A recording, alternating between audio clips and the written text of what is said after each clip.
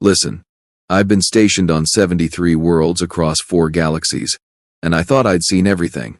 My name is Vork, Security Coordinator for the Galactic Commerce Guild, and before last Tuesday, I would have told you humans were just another species of clever primates who got lucky with faster-than-light travel. I would have been catastrophically wrong. The whole mess started at landing platform 12 on Meridian Station, which orbits the third moon of Kaltor Prime. It's one of those massive transit hubs where 1,000 species mingle, trade, steal from each other, and occasionally start diplomatic incidents that require 3 forms of paperwork and a hazmat team. I was reviewing inventory manifests, bored out of my secondary skull, when the alert came through. Vork, we've got a situation in the Earth delegation quarters. My assistant Plinth chittered through the comm. She's a Rixian, all compound eyes and nervous energy. One of the human younglings has wandered into the restricted cargo zone. I sighed, making sure it rattled through all 4 of my lung chambers for maximum effect. Which one? The small one, female, approximately 6 standard cycles old. Great. Just spectacular. Human children were notorious for 3 things: asking questions that made philosophers weep, touching everything despite 17 warnings, and possessing exactly 0 survival instincts.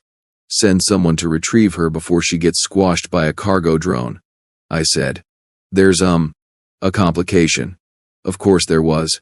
There's always a complication. Spit it out, Plinth. Kravik the Undying is in that sector. My blood went cold. Well, colder. I'm Throcknari, so our blood runs pretty chilly to begin with, but you get the idea. Kravik the Undying. Bounty hunter, assassin, the walking nightmare who'd never failed a contract in 300 years. He stood 9 feet tall, possessed armor that could withstand plasma fire, and had personally killed 17 people who dared to testify against the merchant clans. The clans had been trying to corner the human trade routes for months, and tensions were, shall we say, somewhat elevated. Why is Kravik on my station? I demanded. He came in on a cargo freighter 2 hours ago, declared himself as private security. And we believed that? His credentials checked out. I was already moving, grabbing my pulse rifle and shoulder plating. Seal that sector. Full lockdown. Nobody in or out. Already done. But, Vork, the human delegation is demanding access to retrieve their child. Tell them we're handling it. I did. They said, and I quote, like hell you are. Humans. Absolutely 0 respect for proper protocol. By the time I reached the cargo sector, a crowd had gathered outside the sealed blast doors. The human ambassador, a woman named Rebecca Martinez, with steel gray hair and eyes that could strip paint, was in the middle of a heated argument with my containment team. Ambassador, I understand your concern, but my concern? She whirled on me. My niece is in there with a known killer, and you're talking about procedure? We have protocols for... I don't give a damn about your protocols, coordinator. Open that door, or I'm calling the Human Defense Fleet, and you can explain to them why you locked a 6-year-old in a room with an assassin. Before I could respond, the comm in my ear crackled. Sir, we've got visual inside the cargo hold. Show me. The holographic display flickered to life, projecting the interior of Cargo Bay 7 onto the wall beside us. The space was enormous, filled with shipping containers stacked 3 stories high, creating a maze of metal corridors and shadows. And there, in the center of the main aisle, stood Kravik the Undying. He was exactly as terrifying as the legend suggested. His armor was matte black, covered in scars from 1,000 fights. In his right hand, he held a plasma blade that hummed with barely contained energy. His face was hidden behind a helmet adorned with the skulls of creatures I didn't want to identify. 20 feet away from him, completely oblivious to the danger, was the human child. She had dark curly hair pulled into 2 puffs on either side of her head, and she was wearing what humans call overalls, bright yellow with cartoon animals on them.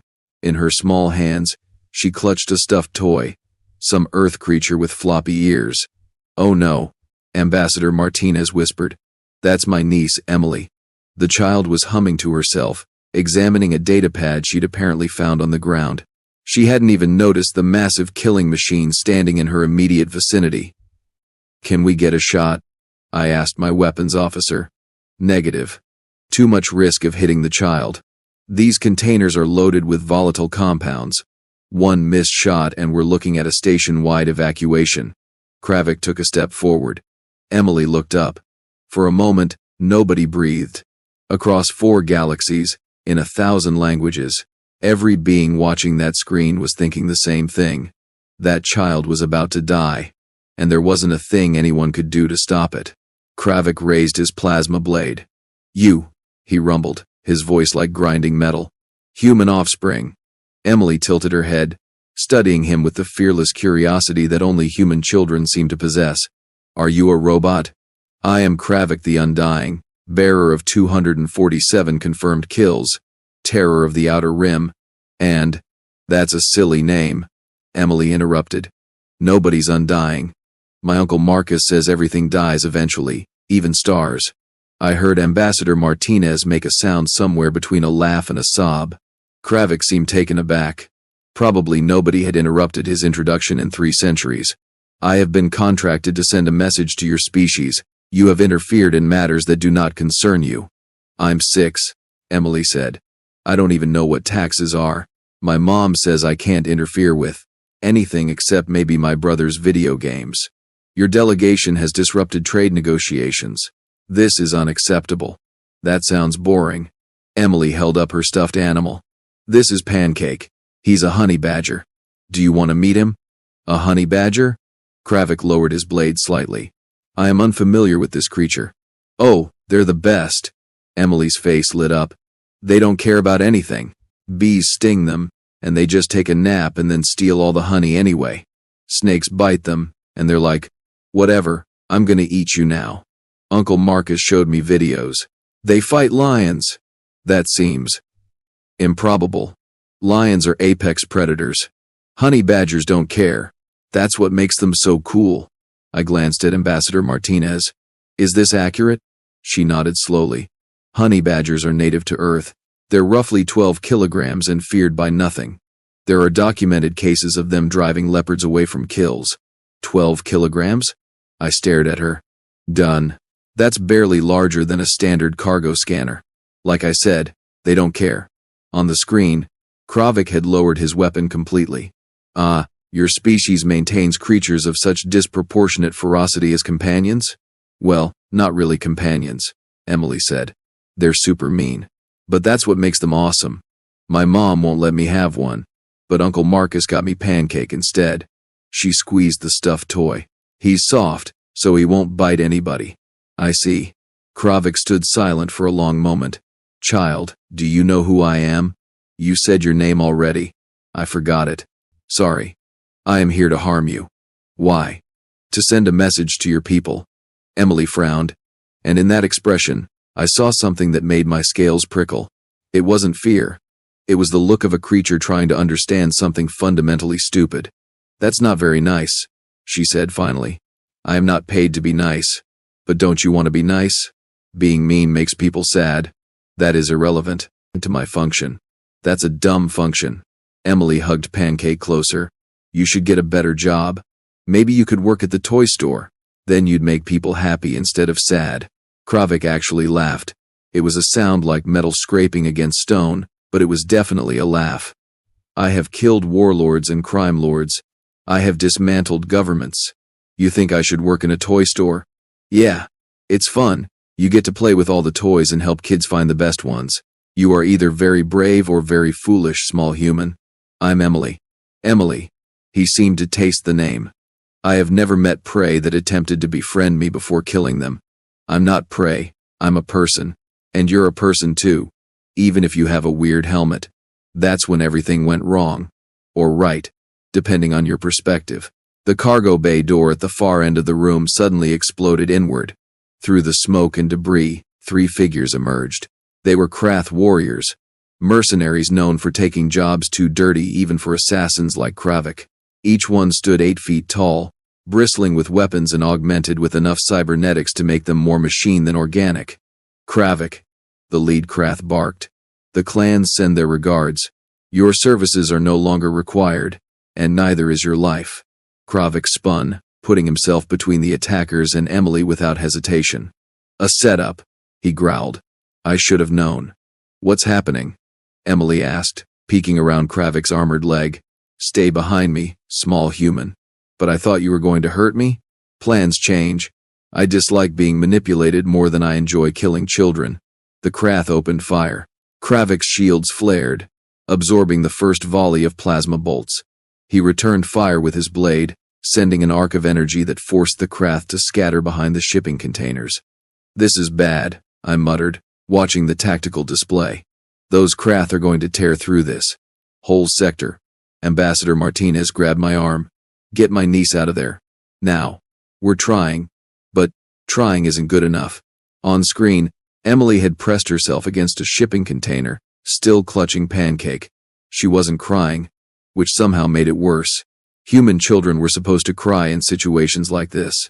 Instead, she was watching the firefight with wide eyes, like she was taking mental notes. Kravik was holding his own, but barely. The Krath had superior numbers and positioning. It was only a matter of time before they overwhelmed him, and then nothing would stand between them and Emily. We need to evacuate the adjacent sectors, I said, forcing myself to focus. If those weapons breached the wrong container, sir, my weapons officer's voice cracked through the comm. The human is moving. We all turned to the display. Emily had stood up. She was walking toward the fight. No. No. No. Ambassador Martinez whispered. Emily, what are you doing? The 6-year-old marched right up to the nearest Krath warrior, who had his back turned while he laid down suppressive fire on Kravik's position. Emily tapped him on what passed for a leg. The Krath looked down, momentarily confused. Emily held up Pancake, the stuffed honey badger. Stop being mean, she shouted over the weapon's fire. The Krath warrior stared at her. Then he made the fatal mistake of laughing. That's when the real Emily came out. She swung Pancake with both hands, smacking the Krath in what might have been a knee joint. The toy, of course, did absolutely nothing. But the audacity of the act, that threw the Krath completely off balance. He stumbled backward, trying to figure out what to do with a human child actively assaulting him with a stuffed animal. Kravik didn't waste the opportunity. His plasma blade took the confused Krath in the chest, dropping him instantly. Small human, Kravik roared. What part of stay behind me did you not understand? You were losing. Emily yelled back. I was strategically retreating. That's the same thing. A plasma bolt sizzled past Emily's head, close enough to singe her hair. She yelped and dove behind a container. The 2 remaining Krath had realized their tactical error. They split up, trying to flank Kravik and cut off his sightline to Emily simultaneously. Kravik's shields were failing. His armor was scorched in a dozen places. He was going to die. And then, somewhere in the cargo hold, a sound started. It was faint at first, a rhythmic thumping, like someone hammering on metal. The Krath paused, confused. The sound got louder, closer, and then I realized what it was. Footsteps. Heavy footsteps. Running. Ambassador, I said slowly. Where is the rest of the human delegation? She checked her comm, and her face went pale. They're… oh no. What? They're in the cargo hold. They breached through the maintenance shaft 3 minutes ago. How many? All of them, 12 adults. The first human appeared on screen, and I finally understood why humanity had survived long enough to reach the stars. It was a male, middle-aged, wearing what appeared to be a maintenance jumpsuit. He wasn't armed with plasma rifles or force shields. He was carrying a crowbar, and the look in his eyes promised violence that would make Kravik look like an amateur. That's Emily's uncle, Ambassador Martinez said. Marcus, he's a structural engineer. Marcus didn't slow down. He swung that crowbar into the nearest Krath's head with enough force to dent the mercenary's helmet. The Krath stumbled, and Marcus hit him again, and again, and again, until the 8-foot-tall cybernetically enhanced killing machine collapsed. The last Krath turned his weapon on Marcus, but before he could fire, 11 more humans swarmed him from 3 directions. They had wrenches, cutting torches. One was wielding what appeared to be a coffee thermos. The Krath never stood a chance. I've seen coordinated military strikes. I've witnessed professional tactical teams at work. This wasn't that. This was 12 civilians who decided something threatened their child, and physics itself would have to step aside. The Krath went down under a pile of furious humans. and the screaming didn't stop for a very long time. When the dust settled, Marcus was kneeling beside Emily, checking her for injuries. "You okay, kiddo?" "Uncle Marcus, did you see? I helped." "You helped by giving us all heart attacks, you mean?" But he was smiling, hugging her tight. Kravik stood among the carnage, his blade still active, staring at the humans with what I could only describe as profound respect. "You are truly insane," he said finally. Marcus looked up at him.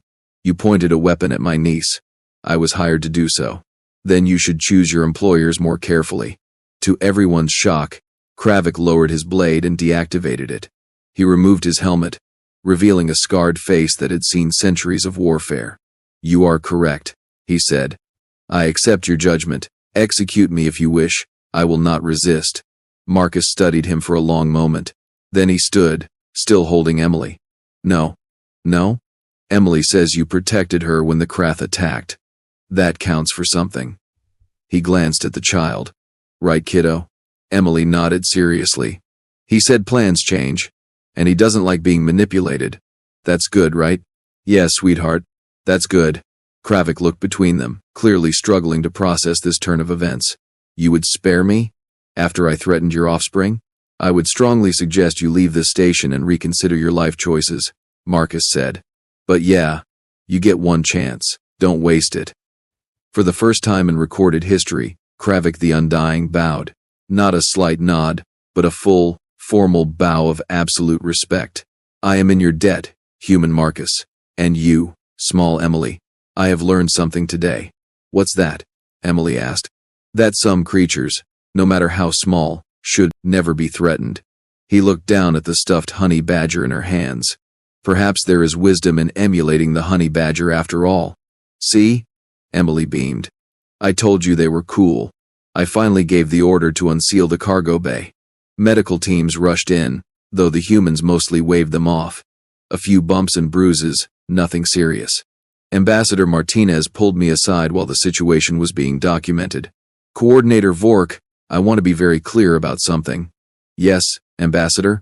"This incident will be reported as a Krath attack that was repelled by station security and the human delegation working together.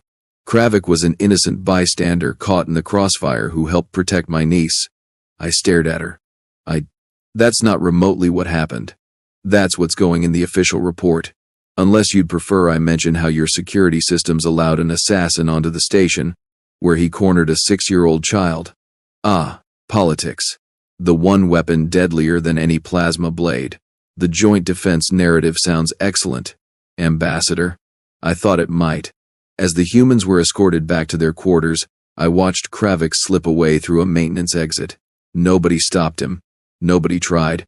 Plinth scuttled up beside me, her compound eyes whirling. "Sir, what just happened?" "We learned something important today, Plinth." "What's that?" I thought about Emily, marching up to an armed mercenary with nothing but a stuffed toy and absolute conviction that right was right. I thought about 12 unarmed humans taking down cybernetically enhanced killers with improvised weapons and pure fury. "We learned," I said slowly, "that humans don't have apex predators on their world because they refuse to acknowledge the concept of apex. They just have other things they haven't decided to fight yet." "That's terrifying, sir." Yes, it is." 3 days later, the merchant clans issued a formal apology and withdrew their trade complaints. Funny how that worked out. And somewhere in the cargo bay, I had maintenance install a small plaque.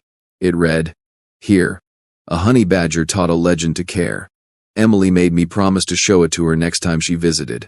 I told her I would. Because you don't say no to a human child. Not if you value your survival instincts. Not if you've seen what happens when you threaten their family. And definitely not if you've learned the most important lesson in the galaxy. Size doesn't matter when you simply refuse to lose. 3 months after what became known as the Meridian Station incident, I thought things would return to normal. I was wrong, naturally, because the universe has a twisted sense of humor, and humans exist in it. The first sign of trouble came when Kravik the Undying requested a meeting with me.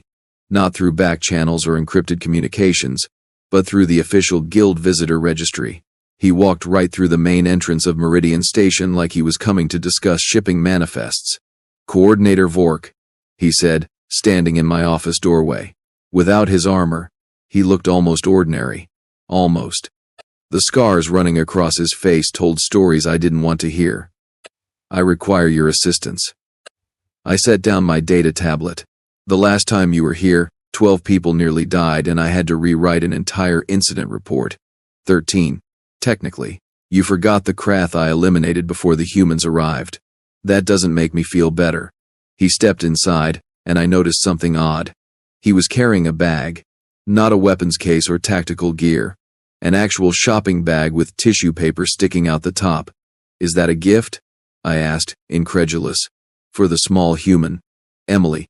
I was informed by galactic etiquette databases that when one threatens a child and then protects them, an apology present is customary. I rubbed my temples. All 4 of them. You consulted etiquette databases?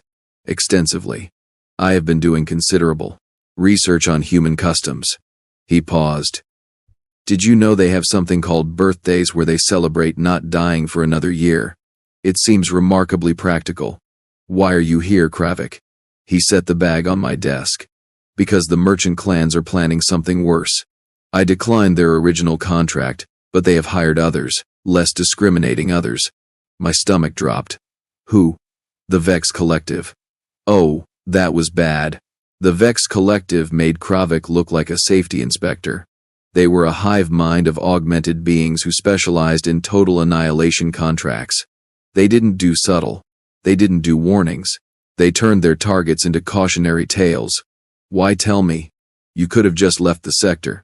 Kravik was quiet for a moment. Because the small human said something that disturbed me. What? She asked if I wanted to be nice. In 300 years, nobody has asked me that question. He looked at his hands. I have been considering my answer. Before I could respond, alarms started blaring throughout the station. Proximity alert. Plent's voice crackled through the comm. We have 15 unidentified vessels approaching at combat speed. They're not responding to hails. I pulled up the tactical display. 15 ships, each bristling with enough firepower to crack a moon. They were arranged in a perfect attack formation, moving with the synchronized precision that only a hive mind could achieve. The Vex. Kravik confirmed. They're early. I expected we'd have more time. Time for what? To evacuate the station. They're not here for a surgical strike coordinator. They're going to destroy Meridian Station completely.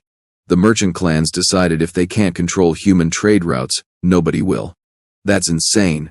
There are 40,000 beings on this station. Yes, it will make an excellent message. I was already running for the command center, Kravik following behind.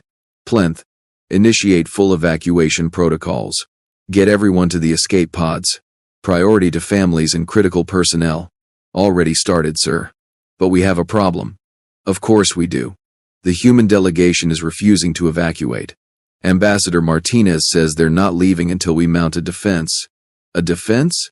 I stared at the tactical display showing 15 warships. With what? We're a trade station, not a military installation. Kravik studied the display.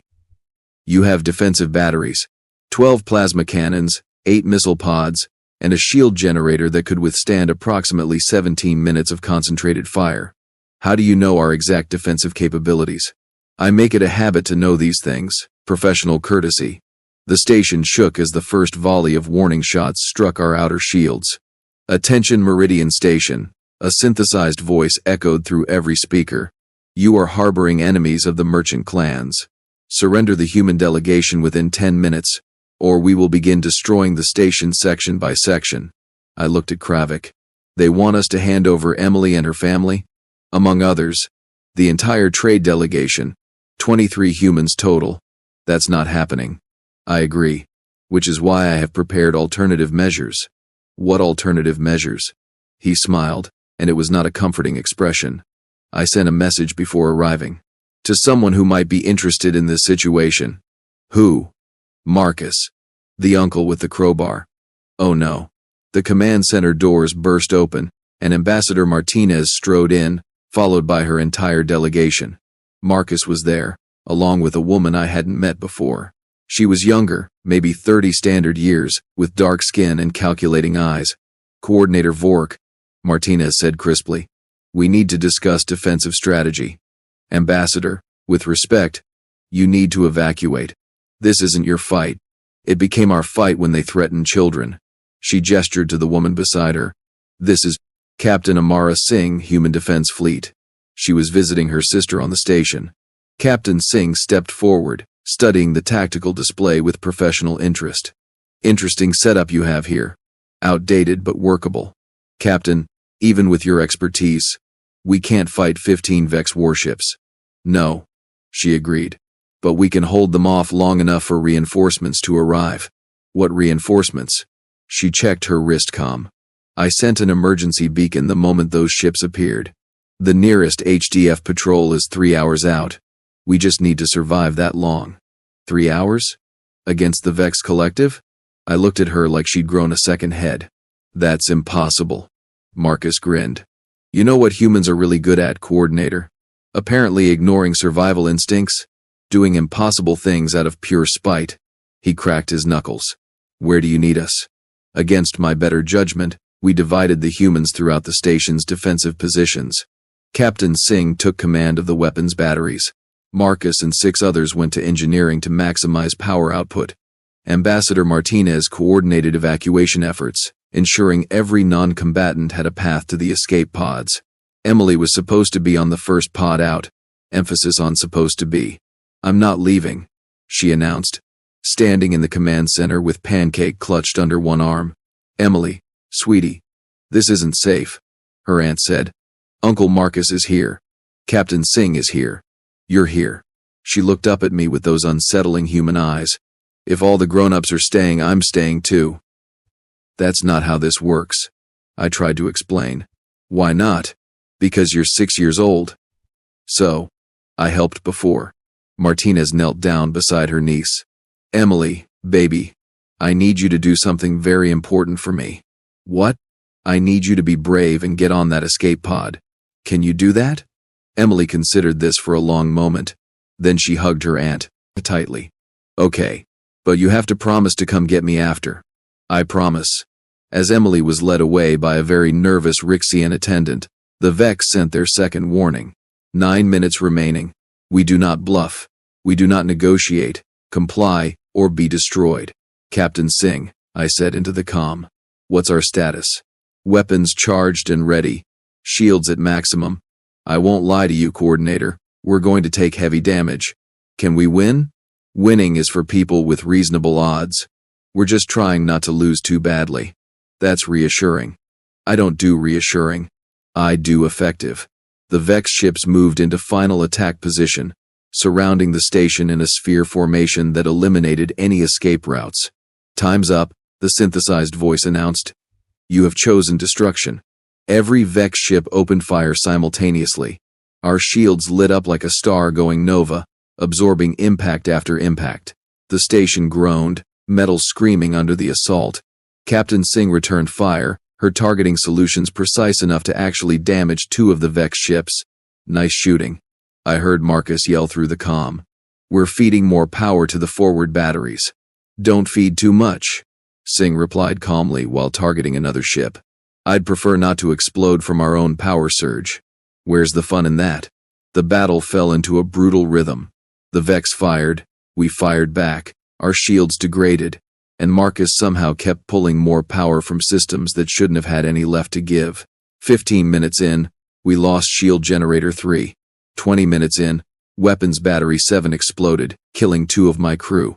25 minutes in, Kravik did something I didn't expect. He walked onto the command deck in his full armor, helmet on, blade activated. What are you doing? I demanded. The Vex are preparing to board.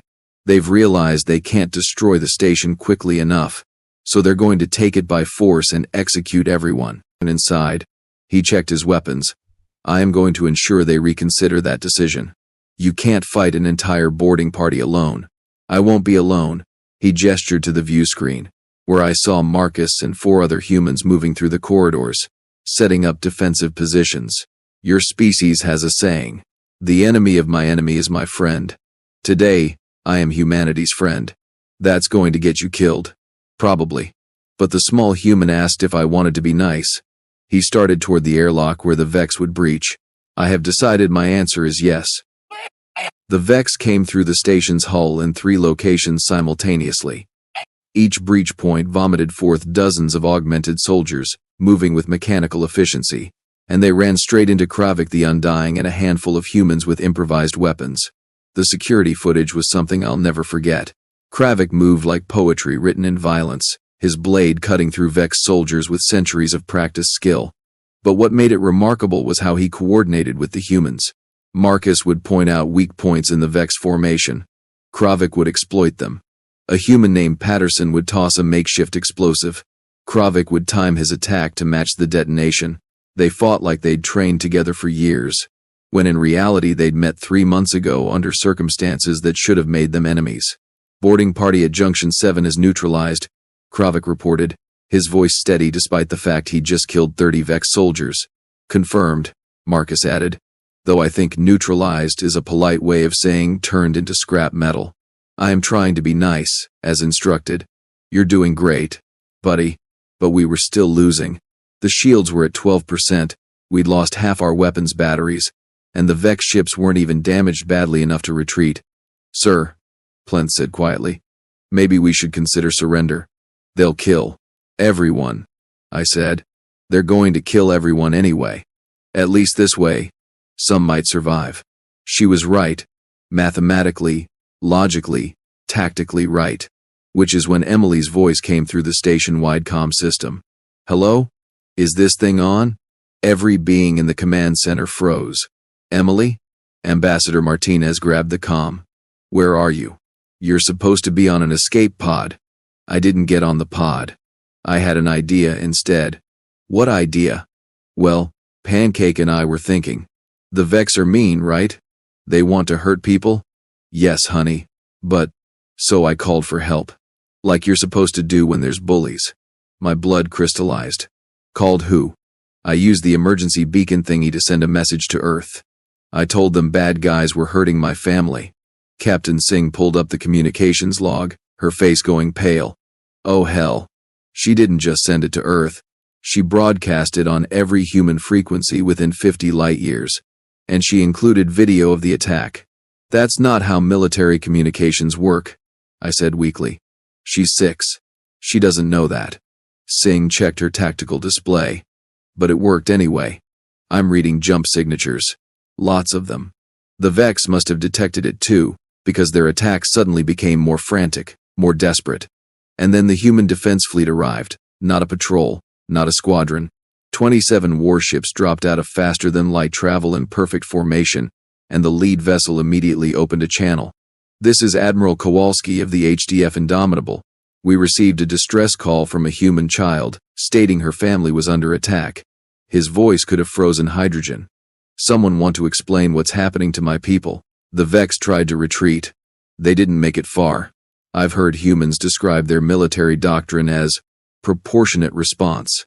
After watching the HDF turn 15 Vex warships into expanding clouds of debris in under 4 minutes, I have concluded humans don't understand what proportionate means. When the firing stopped, Admiral Kowalski himself transported over to the station. He was an older man, gray-haired and stone-faced, with enough metals on his uniform to use as armor plating. He walked directly to the command center, ignored every protocol officer trying to intercept him, and knelt down in front of Emily. You're the one who sent the distress call? Emily nodded, suddenly shy. I'm sorry, was I not supposed to? Kiddo, you just gave us the location of a Vex staging area and helped us eliminate a major threat. I'm putting you in for a commendation. What's a commendation? It's a medal, means you did something brave. Her face lit up. Really? Really? He stood, his expression hardening as he looked at Ambassador Martinez. Ambassador, casualties? 7 station personnel, 2 human injuries, non-critical. The merchant clans are going to have a lot to answer for. I've already filed formal complaints with the Galactic Council. Complaints? Admiral Kowalski smiled thinly. That's a start. I was thinking something more along the lines of economic sanctions, trade embargoes, and possibly parking a battle group in their home system as a reminder of human displeasure. That seems like it might escalate things, I ventured. Coordinator Vork, isn't it? The Admiral turned his attention to me. Let me be very clear about something. Humanity spent 10,000 years fighting each other before we reached the stars. We got very, very good at it. The only reason we don't use those skills more often is because we'd prefer to trade and talk and generally be civilized. His voice dropped to something dangerous. But when someone threatens our children, we remember exactly how good we are at breaking things. Understood, Admiral. Good. He looked around the damaged command center. I'm leaving a destroyer and 2 frigates to assist with repairs and security. I'll also be having some very pointed conversations with the merchant clans' leadership. He paused. Where's the assassin? Sir? The reports mentioned Kravik the Undying fought alongside your personnel. Where is he? I realized I hadn't seen Kravik since the fighting ended. I'm not sure. We found him in Medical Bay 3, sitting on a bed while a very frustrated doctor tried to treat plasma burns on his arm. I have survived worse, Kravik insisted. That doesn't mean you should ignore medical treatment. The doctor snapped. Admiral Kowalski studied him for a long moment. You're the one who protected the delegation. I did what was necessary. Why? Because a 6-year-old asked me if I wanted to be nice. Kravik looked at his scarred hands. I decided the answer was yes. Interesting career change. I am still processing the decision myself. The Admiral pulled up a chair. I've read your file. 247 confirmed kills. 3 centuries of wet work. Feared across 4 galaxies. That is accurate. How would you feel about doing something different? Kravik looked up, genuinely surprised. Explain. Humanity needs people who understand how the criminal underworld works. People who can identify threats before they become incidents like this. He leaned forward. We're forming a special liaison program with non-human specialists. Interested? You want to hire me? After I accepted a contract to harm human interests? You didn't go through with it. And then you risked your life defending humans when you had no obligation to do so. The Admiral shrugged. Actions matter more than intentions. So yes, I'm offering you a job. I would be working for humanity. With humanity. Big difference. Kravik was quiet for a long time. Then he said, Will the small human be involved in this program? Emily? No, she's 6. Why? Because she will ask me if I'm being nice. I would like to be able to answer honestly. Admiral Kowalski actually smiled. Then I think you'll fit in, just fine. 2 weeks later, after the station was repaired and the merchant clans had issued groveling apologies along with substantial reparations, I found myself at a ceremony I never expected to attend. Kravik the Undying was being officially sworn in as a human liaison officer. He stood on a stage, in a formal uniform that looked deeply uncomfortable on him, while Ambassador Martinez administered the oath. Emily sat in the front row, swinging her legs and holding pancake. When the ceremony finished, Kravik walked directly to her. Small human, he said formally. I have completed your request. What request? You suggested I find a better job. One that makes people happy instead of sad. He gestured to his new uniform. I have done so. Emily grinned. Does this mean you're nice now? I am attempting to be nice. It is more difficult than killing people, but also more satisfying. See? I told you. He knelt down to her level. I brought you something. From behind his back, he produced the bag he'd shown me weeks ago. Emily opened it carefully, pulling out a stuffed toy. It was a honey badger. Life-sized, detailed, with realistic fur and glass eyes that somehow managed to look fearless. I researched the creature extensively, Kravik said. You were correct. They are remarkable. They fight opponents many times their size and never surrender. He paused. They remind me of humans. Emily hugged the new toy tightly. Thank you. I'm going to name him Kravik. You're naming a honey badger after me? Yeah, because you're tough and scary but actually nice inside. I am not certain that is accurate. It totally is. She held up both stuffed animals. Now Pancake has a friend. Marcus appeared beside his niece, eyeing Kravik warily. So you're working for the good guys now? I am attempting to. Your niece is very persuasive. Tell me about it. She once convinced me to donate my entire comic book collection to her school library. He extended his hand. Marcus, Williams, I don't think we were properly introduced. Kravik shook it carefully, like he was handling something fragile. Kravik. No surname. Just Kravik? When one has been called the Undying for 3 centuries, surnames seem redundant. Fair point. Marcus glanced at Emily, who was showing Pancake and the new honey badger to anyone who would look. Thank you for protecting her. I was the one who threatened her in the first place. Yeah, but you changed your mind. That takes courage. He paused. You know what the difference between a hero and a villain is? Innumerable factors, I imagine. Whether they choose to be better. Marcus smiled. You chose. That's what matters. 6 months later, Meridian Station had become something of a hub for human-alien cooperation. The merchant clans had been dissolved after an exhaustive investigation revealed centuries of corruption. New trade agreements were being written with actual oversight and regulations. And Kravik had become something I never expected. Popular. Turns out when you spend 300 years learning how criminals think, you're incredibly effective at stopping them. He'd already prevented 4 major smuggling operations and uncovered 2 assassination plots. He was still terrifying. Still covered in scars. Still moved like violence was his first language. But now when he walked through the station, people nodded respectfully instead of fleeing in terror. It's strange, he told me one day over what humans call coffee and I call liquid anxiety. I spent centuries making beings fear me. Now they greet me in corridors. How does that feel? Unsettling, but not unpleasant. He took a sip of the coffee, grimaced, and took another sip. Emily was correct. Making people happy is more satisfying than the alternative. She's visiting next week. Her aunt is attending a trade summit. Excellent. I have been practicing something. Practicing what? He pulled out a datapad and showed me a video. It was him, in his quarters, attempting to smile. It was absolutely horrifying. Perhaps I need more practice, he admitted. Perhaps you should just stick with the intimidating look. It works for you.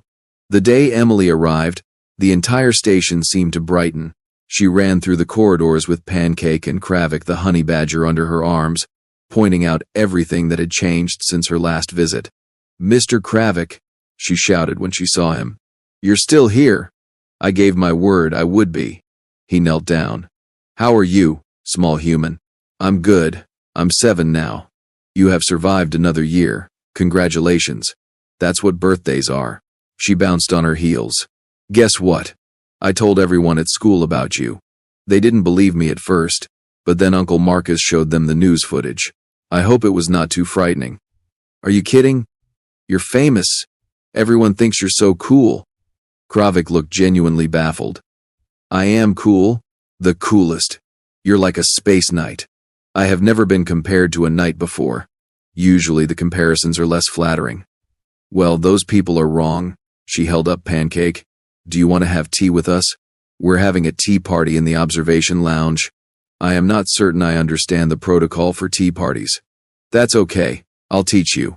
And that's how I found myself watching Kravik the Undying, legendary assassin and terror of 4 galaxies, sitting cross-legged in the observation lounge, holding a tiny teacup with 2 fingers, while a 7-year-old explained the rules of proper tea party etiquette. You have to hold your pinky out, Emily instructed. Like this. Kravik attempted to extend his pinky finger. Given that he had claws instead of nails, the effect was somewhat compromised. Perfect, Emily declared. I believe we have different definitions of perfect. Nope, you're doing great. Ambassador Martinez sat down beside me, watching the scene with barely contained amusement.